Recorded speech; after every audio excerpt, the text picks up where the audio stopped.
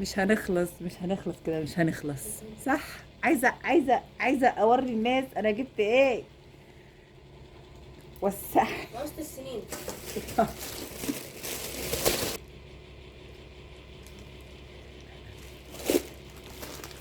يلا وسع. وسع وسع. مساء الخير يا جماعه، ازيكم؟ عاملين ايه؟ بما ان انا بدات تجديدات المطبخ، فطبعا لابد من بعض التجديدات الاخرى. يعني نجدد بقى ونعمل تناسق وحاجات لذيذه. واحنا كستات طبعا انتوا عارفين يعني. آه، لازم لازم.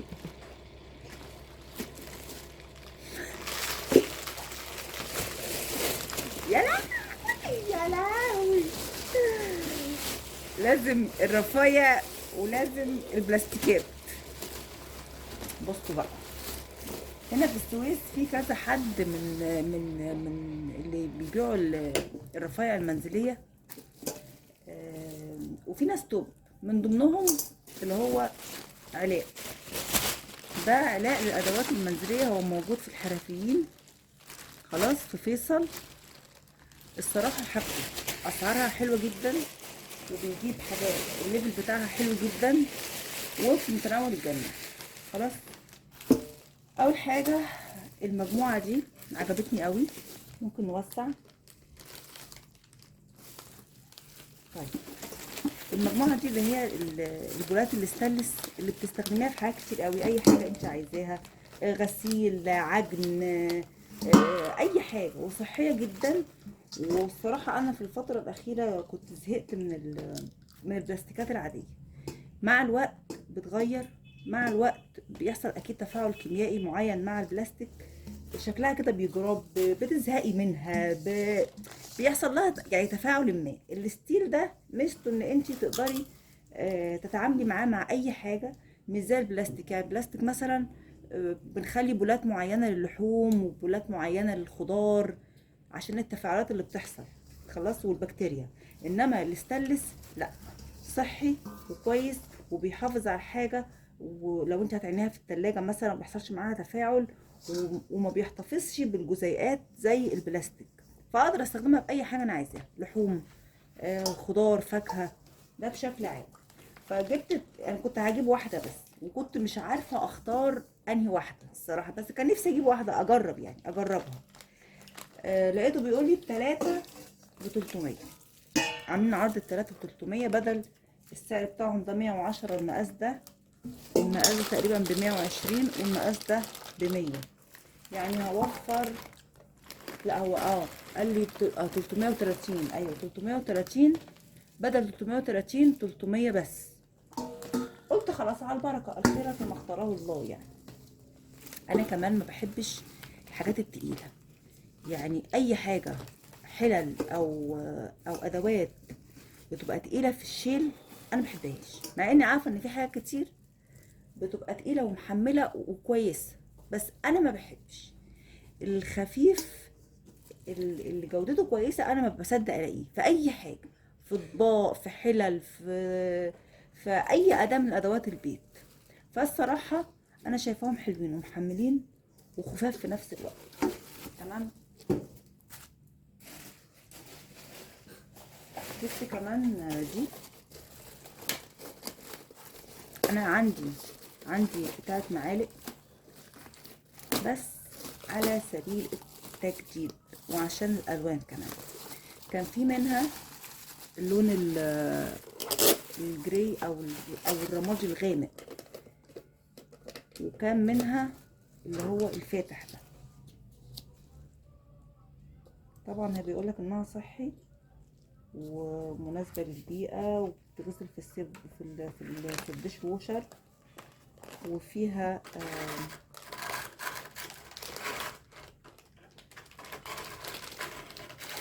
ولو تعرضت للبرودة شديدة عادي، وممكن مايكرويف عادي. ما مش عارفة ادخلها مايكرويف ليه، بس البلاستيك بتاعها صحي اللي هو رقم 5 يعني. بتبقى حلوة، ما فيهاش، ما بتتفاعلش مع الحاجة، ما بتغيرش بسهوله وهكذا يعني. خلاص. المهم وشكلها عصري ولذيذ يعني يعني مكتوب عليها حتى ستيكيبل. يعني فيها معناه اعتقد يعني بتمسك في بعضها، تعمل ستيك وبتتشال بسهولة اعتقد يعني. خلاص يعني اسهل في التنظيف، اسهل من القديمة اللي عندي كمان. خلاص دي عشان المصفى بتاعتها. دي رشاقة السكاكين، دي مثلا للادوات الماستر اللي عندك اللي بتستخدميها في الغرف، مثلا المغرفة. انا عن نفسي يعني المغرفة بتاع اللي هي الاسباتيولا السيليكون وهكذا، اللي هي اسهل حاجة بقوم جايه ايه شغالة بيها. وهنا طبعا المعالق والشوك، وهنا المعالق الصغيرة والشوك الصغيرة مثلا، وهنا اي حاجة تانية اضافية. حتى انا بحب التفاصيل دي قوي يعني، انا بحب التفاصيل دي. انا عارفه ان انا ما بعرضش حاجه جديده او ما بعرضش حاجه غريبه، هي مصفة معالق، بس انا بحب التفاصيل دي. ولما باجي اشتري الحاجه او اطور من الحاجه اللي عندي ببص للتفاصيل دي. يعني بشوف انا مثلا دي نفعتني في ايه، طب انا ينقصني ايه، او بحس انها لو كان فيها كذا كانت هتبقى اسهل في ايه. انا مش قادره اقوم اجيب لكم التانية اصلا دلوقتي الصراحه يعني. تمام. ف التفاصيل بقى دي عمليه اكتر. اهي. تمام. في كل حاجه يعني، حتى في التانية تحس انها ناشفه كده، مع انها شيك جدا وحلوه جدا، وبرده البلاستيك بتاعها حلو. تمام. كان في منها زي ما قلت لكم غامق، بس انا استلطفت دي. وابني اللي كمان برضو اكد عليا يعني، قال يا ماما نعمل بقى حاجات فاتحه تنور مع المطبخ. ايه كمان انا عارفه ان دي طالعه من بدري.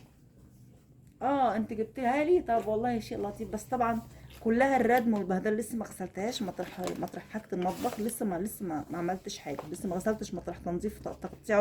حلوه دي جدا على فكره، مش وحشه. وعمليه وكل حاجه، بس بالنسبه للتفاصيل اولا اللون بتاعها مش خلاص يعني، مش مناسب. بس انا عايزه لا احطها بره ويبقى شكلها متناسق مع المطبخ. الحاجه التانية كنت بضطر احط هنا المعالق والشوك آه، مع بعضهم. خلاص. هنا كانت الناحيه دي عاليه تعتبر عليا، وانا كمان كنت حطاها في كيرف معين في المطبخ كده، كان بعيد عن متناول ايدي. خلاص. انا عامه مش هرميها يعني، انا مش هرميها. وبعدين ما كنتش مثلا يعني، طب احط هنا المعالق والشوك الكبيره، طب احط المعالق هنا المعالق الصغيره هنا، ولا اعمل ايه؟ طب احط المعالق والشوك مثلا هنا، واحط الادوات اللي بستخدمها باستمرار هنا. وكان مش تمام يعني، انا كنت عايزه حاجه للمعالق الصغيره، وحاجه للمعالق الكبيره، وحاجه اللي هي المغارف وحاجه زي كده. فما كانتش يعني ايه سهله قوي بالنسبه لي، بس كانت مش وحشه، مقضيه الغرض. فلما جيت اطور شكلا وموضوعا لقيت ان دي عمليه اكتر. اهي عمليه جد جد. حتى بصوا دي التفاصيل بقى اللي انا بتكلم فيها.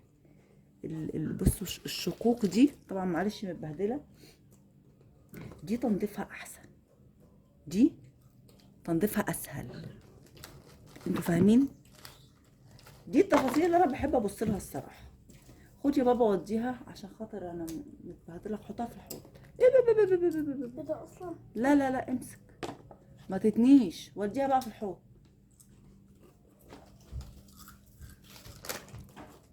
تمام. انا بشارككم في التفاصيل الصغننه خالص اللي بتدور في عقلي. المهم دي طالعه من مده، جايباهم جاست فور فن يعني، اللي هي حاجات البطاطس دي يعني، بحيث ان انا ايه احط لكل واحد بطاطسه يحاولوا ما يتخانقوش مع بعض.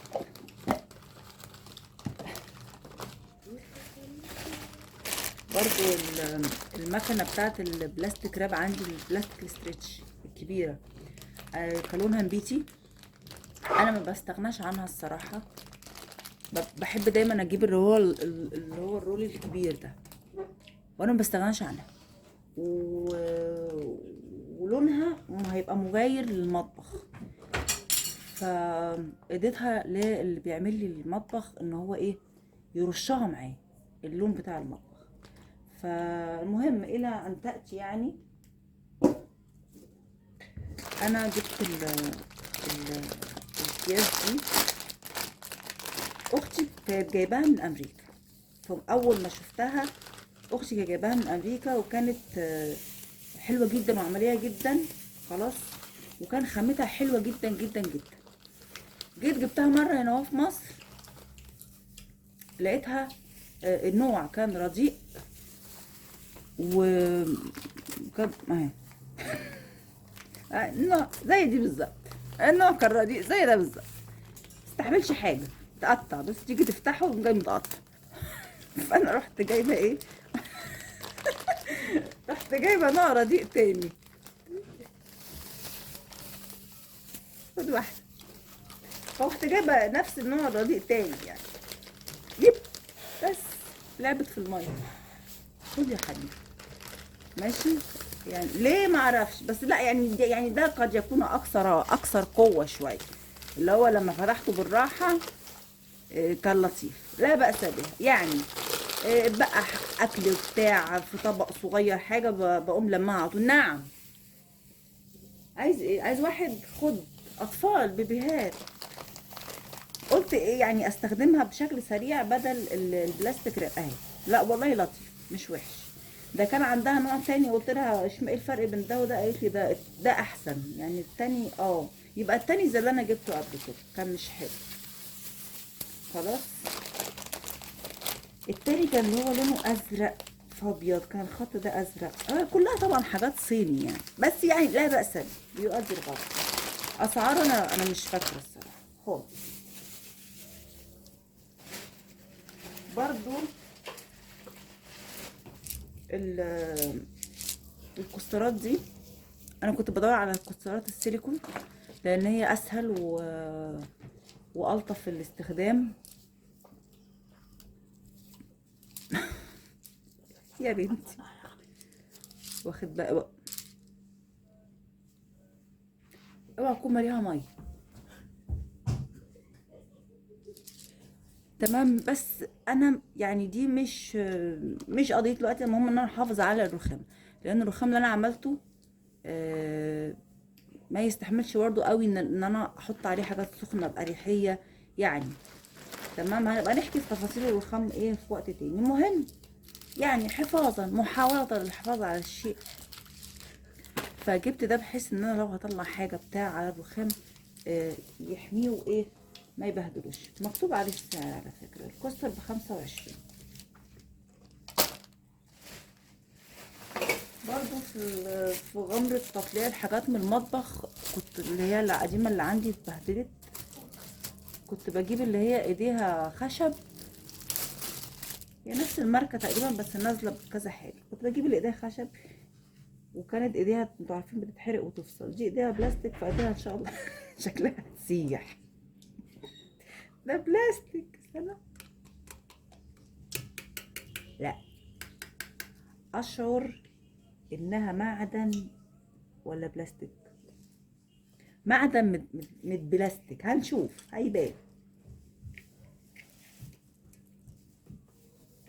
هي بلاستيك قوي شويه بس طبعا دي معدن.